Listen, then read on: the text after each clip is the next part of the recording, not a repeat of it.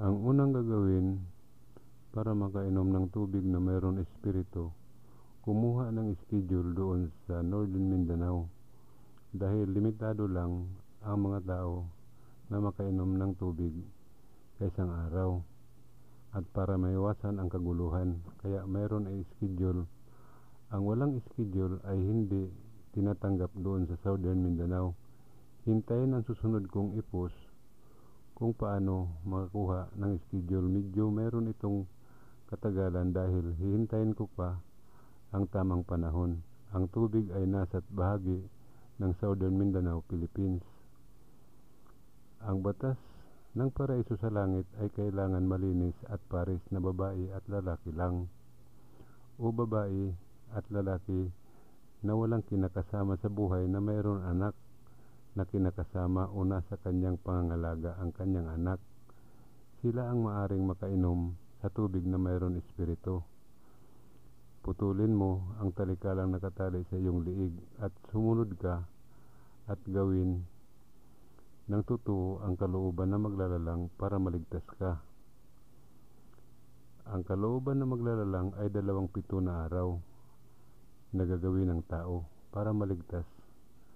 Ito ang kalooban ng maglalalang kapalit sa kanyang patawad sa 10 kautusan na ibinigay kay Moises at kay Noah. Ang buhay na walang hanggang ay ginagawa, hindi nakukuha sa dasal. Buong mundo, ang Pilipinas lang ang mayroong maligamgam na temperatura. Ito ay mayroong kaugnayan sa kalooban na maglalalang para maligtas ang tao. Gusto ka ba na makapasok sa langit? Gamitin mo ang social media at ikalat mo sa iyong bansa ang mensaheng ito para mayroon kang kababayan na makilala doon sa paraiso sa langit. Ang wakas ng mundo ay hindi na mababago dahil nakasulat. Tungkol sa wakas ng mundo, mayroon itong katunayan sa globe o mapa. Mayroon nakalagay na south, north, west, east o east in WE. Ito ay titik.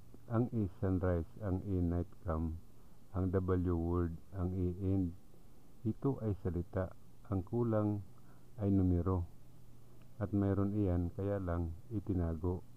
Yan ang taon ng wakas. Malapit na magwakas itong mundo. Paniwalaan o hindi, ito ay mangyayari. Omega Alpha, liter, Bismillah word, calendar number. This is news or commandments, not a religion. The religion came from book that made by human, but the news or commandments, it come from what you read from nature. That's it. Just wait for my next upload on how to get schedule in Northern Mindanao, Philippines. Ang pagano ay hindi bansa. Isa itong paniniwala sa unang panahon na pinalitan na ngayon sa tawag na relihiyon. Mayroon itong tanda, ito iyon, 2 tuldok. Ang pangalan nito ay panahon. Ang lahat na aklat na mayroon nakikita na tanda na ganito ay aral ng pagano. Ang gawaing ito ay hindi relihiyon. Ito ay kautusan. Kapag inalis ang isang tuldok, hindi na mababasa maging point ito ba ay inches, centimeter, meter, kilometer, degrees, distance, etc. Kapag dalawa ang nawala, ito ay maging love letter, documents, or news, etc. Kaya bawal mawala ang isang tuldok. Kapag dalawa ang tuldok, nabasa sa oras at aral ng pagano.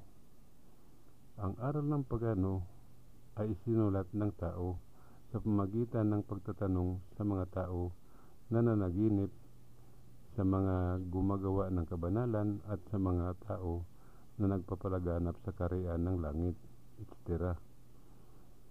Wala sa mga ito ang nanggaling sa langit. Sa kanilang pagtatanong at meron kasinungalingan na sinasabi at naisulat ito at nabasa ng tao, wala siyang malay.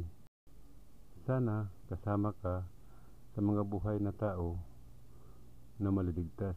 Ipakalat ang mensaheng ito sa inyong mga magulang, kapatid, kamag-anak, kaibigan, kapitbahay o mga kakilala.